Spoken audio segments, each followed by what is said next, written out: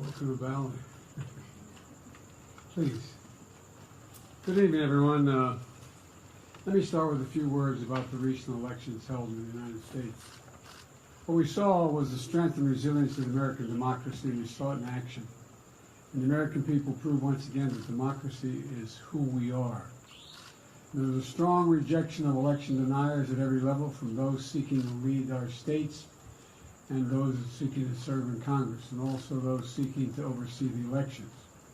And there was a strong rejection of political violence and voter intimidation. There was an emphatic statement that in America, the will of the people prevails. I've traveled this week, and it's been clear just how closely the world and our allies and our competitors as well have been following our elections at home. Excuse me, I'm a little cold. And what these elections showed is that there's a deep and unwavering commitment in America to preserving and protecting and defending democracy. Now, let me speak briefly about our agenda over the past few days in Egypt and in Cambodia and here in Indonesia. In this moment of great global challenges, from global inflation to the climate crisis to Russia's brutal war against Ukraine, we're bringing together the broadest possible coalition of partners to deliver results. At COP27 in Egypt, I made it clear, thanks to the bold agenda of our administration, we've pursued from day one to tackle the climate crisis and advance energy and security at home and around the world. The United States will meet our emissions targets under the Paris Agreement.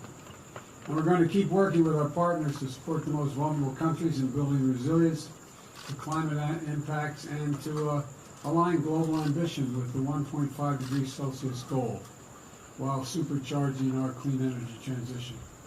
At the U.S.-ASEAN Summit, in the East Asia Summit, I laid out a commitment to working with our partners in the Indo-Pacific to ensure a future that's vital to this region, that's free and open and prosperous as well as secure. And I met with our allies from Australia, Japan, and the Republic of Korea, underscoring our commitment and deepening our engagement with our closest partners and strengthening cooperation among our allies to meet shared threats to our own security and to their security, including the DPRK. And let me meet, I just met in person with Xi Jinping of the People's Republic of China. We had, we had an open and candid conversation about our intentions and our priorities. It was clear, he was clear and I was clear, that we'll defend American interests and values, promote universal human rights, and stand up for the international order and work in lockstep with our allies and partners. We're going to compete vigorously, but I'm not looking for conflict. I'm looking to manage this competition responsibly. And I want to make sure that every country abides by the international rules of the road. And we discussed that.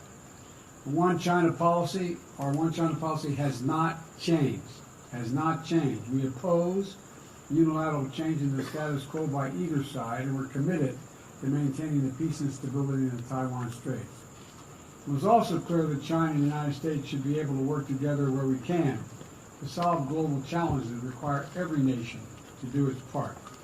We discussed Russia's aggression against Ukraine, reaffirmed our shared belief in the threat where the use of nuclear weapons is totally unacceptable, and I asked that Secretary Blinken travel to China to follow up on our discussions and continue keeping the lines of communication open between our two countries.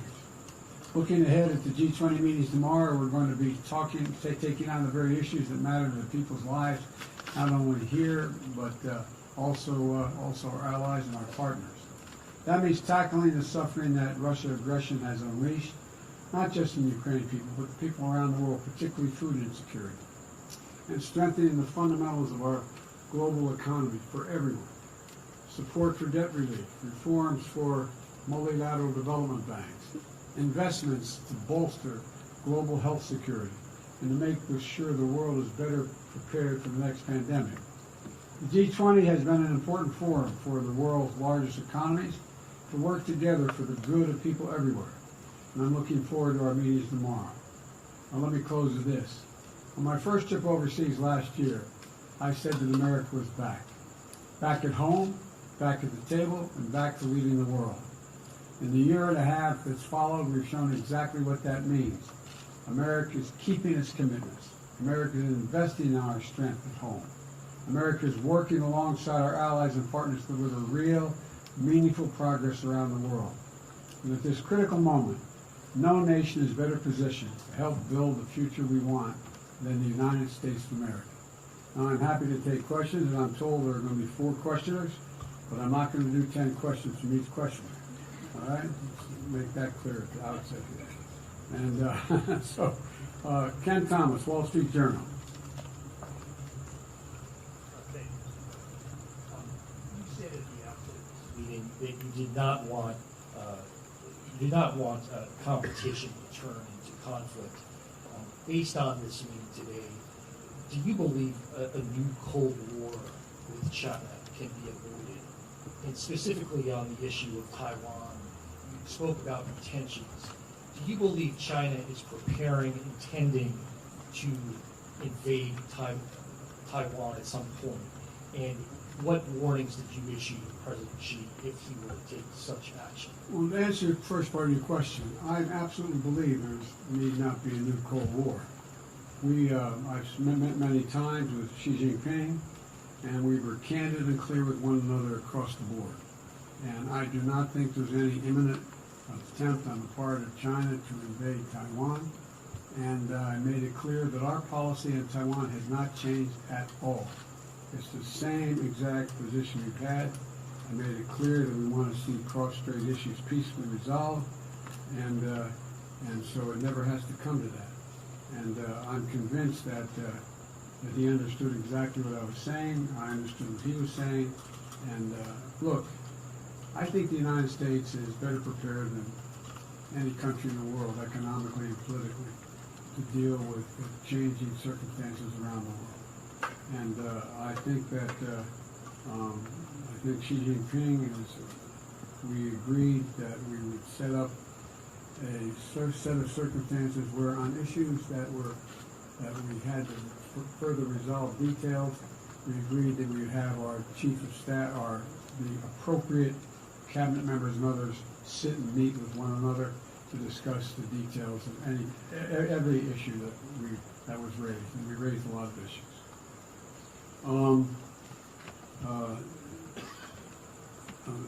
Sung Kim, Associated Press. Mr. President, you met with President Xi, and you met with him face-to-face after he had unquestionably consolidated his power at home. So now that you've met with him face-to-face, how do you assess his sort of posture towards the United States now? And did you find him personally to be more confrontational or more conciliatory and willing to compromise? Neither and yes. Yes, I didn't find him more confrontational and more conciliatory. I found him the way he's always been, direct and straightforward. And do I think he's willing to compromise on various issues? Yes. I think he understands that. Look, I think, how can I say this tactfully? I think the election held in the United States, which still leaves a little bit uncertain, has sent a very strong message around the world that the United States is ready to play. The United States is, the Republicans who survived, along with the Democrats, are of the view that we're going to stay fully engaged in the world and that we, in fact, know what we're about. And so I don't get any sense that there's a more or less confrontation. We were very blunt with one another about places where we disagreed or where we were uncertain of each other's position, and we agreed we'd set up, as we did, mechanisms whereby we would meet in detail with the key people in each of our administrations to discuss how we could resolve them, or how, if they weren't resolved, on what basis were they not resolved. Sebastian Smith, the AFP. Thank you very much, Mr. President.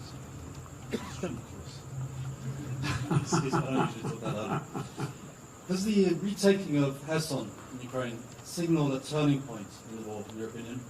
that the Ukrainians, where the Ukrainians could realistically pursue their ultimate goal of expelling the Russians completely, including retaking Crimea? If so, does the US intend to support and facilitate that goal, as we've been doing so far with their other goals?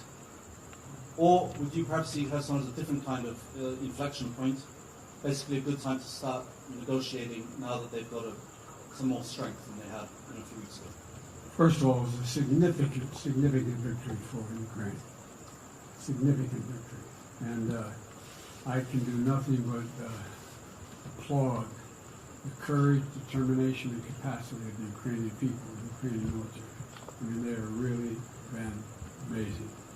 And I think it's hard to tell at this point exactly what it means in terms of, but I've been very clear that we're going to continue to provide the capability for the Ukrainian people to defend themselves, and we are not going to engage in any negotiation. There's nothing about Ukraine without Ukraine. It's a decision Ukraine has to make. I think you're going to see things slow down a bit because of the winter months and the inability to move as easily around the country. But I think it remains to be seen exactly what the outcome will be, except that I'm confident that Russia will not occupy or defend Ukraine as they intended from the beginning.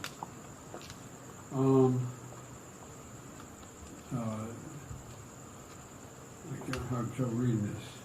Reuters, Natanya Bose. President, quick question on North Korea, which appears poised to conduct a new nuclear test. I'm wondering if you can talk about your specific discussions with President Xi on that. To what extent do you think China has the ability to talk North Korea out of conducting such tests? And what are the repercussions for U.S.-Chinese relations if a test goes forward? Well, first of all, it's difficult to say that I'm certain that China could control North Korea, number one. Number two, I made it clear to President Xi Jinping that I thought they had an obligation to attempt to make it clear to North Korea that they should not engage in long-range nuclear tests. And I made it clear as well that if they did, they, meaning North Korea, that we would have to take certain actions that would be more defensive on our behalf, and it would not be directed against North Korea. It would not be directed against China, but it would be to send a clear message to North Korea. We are going to defend our allies as well as American soil and American capacity. And so, but I do not think that it's difficult to determine whether or not China has the capacity. I'm confident China is not looking for North Korea to engage in further escalatory means, because I made it clear, and I made it clear from the very beginning and last year as well, that we will do what it needs to defend our capacity, to defend ourselves and our allies, South Korea as well as Japan, and that we'd be more up in the face of China, but it wouldn't be because of China, it would be because of what was going on in North Korea. So, again, on a number of these issues, we have put together teams where our National Security Advisor, Secretary of Defense, and others are going to be engaging with their counterparts from China to see, and we're not going to be able to work everything out. I'm not suggesting this is kumbaya, everybody is going to go away with everything in agreement. But I do not believe there's a need for concern of as one of you raised the legitimate question, the new Cold War. And I think that, I'll conclude by saying it this way. I want to be clear, and be clear with all leaders, but particularly with Xi Jinping, that I mean what I say and I say what I mean. So there's no misunderstanding. That's the biggest concern I have, is a misunderstanding about intentions or actions on each of our parts. So we went into, I'm looking at my team, how long did that meeting last? 3.5 hours. So we covered an awful lot of territory. And And I must say that he was as straightforward as he has been with me in the past. And I think that we understand one another, which is the most important thing that can be done. I guess all of you are going swimming from here, it's not far. Mr. President, what should Americans expect from Congress as it relates to abortion rights after the midterms? I don't think they can expect much of anything other than we're going to maintain our positions. I'm not going to get into more questions. I shouldn't even answer your question. No, I don't think. I don't think there's enough votes to codify unless something happens unusual in the House. I think we're going to get very close in the House, but I think it's going to be very close, but I think we're going to make it.